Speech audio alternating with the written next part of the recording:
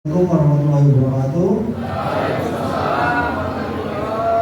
Teknik untuk menyikapi apa yang disampaikan Anas ya, terkait sains.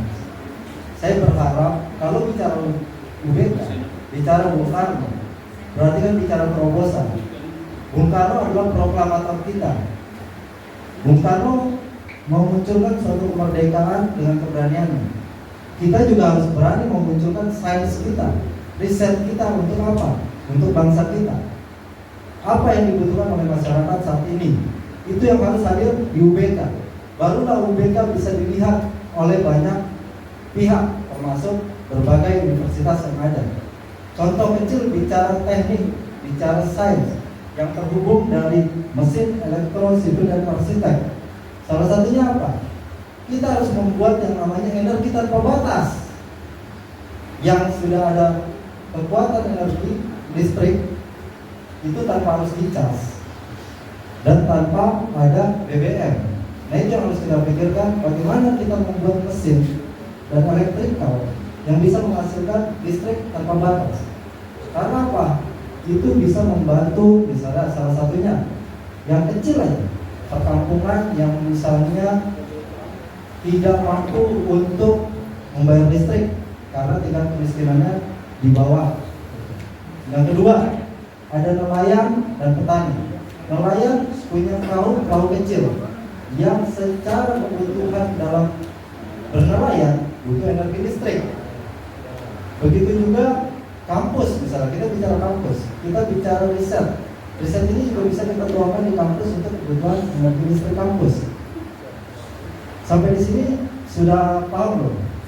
Dan baru selanjutnya apa? Bicara sipil.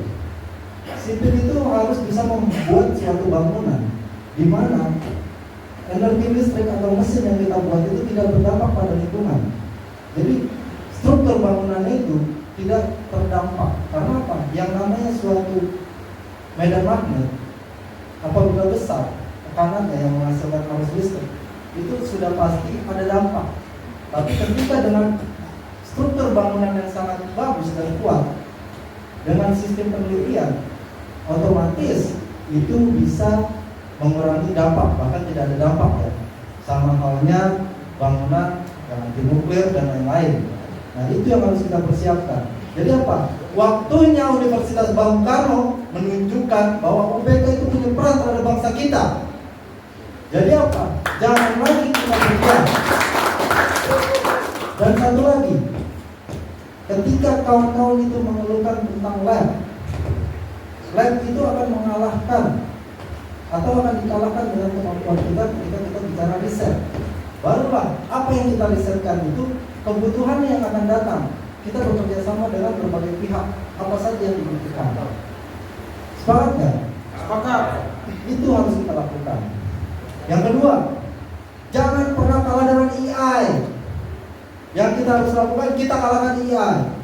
Belum tentu rumus yang kita buat nanti ada di AI. Kalau perlu, jangan tuangkan itu ke AI. Karena apa? Nanti AI kalau kita dengan kemampuan kita. Karena apa? Kita harus bersaing. Tadi Bang Ali bilang, sama aja kita jadi robot. Karena itu robot yang memintarkan kita.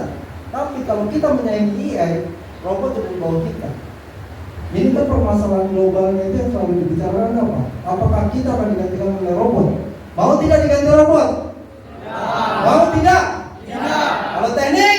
Ya. Berarti waktunya kita tunjukkan.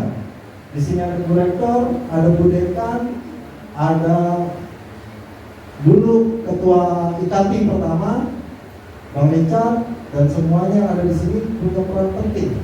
Sekarang waktunya kita menunjukkan, kita bersama-sama mesin, elektro, sipil, arsitek, kita membuat satu riset, satu sains, satu penelitian energi tanpa batas yang bisa kita berikan kepada masyarakat, yang bisa kita buat di kampus. Kita bisa ambil contoh dari masyarakat terdekat, misalnya kimia. Di situ tingkat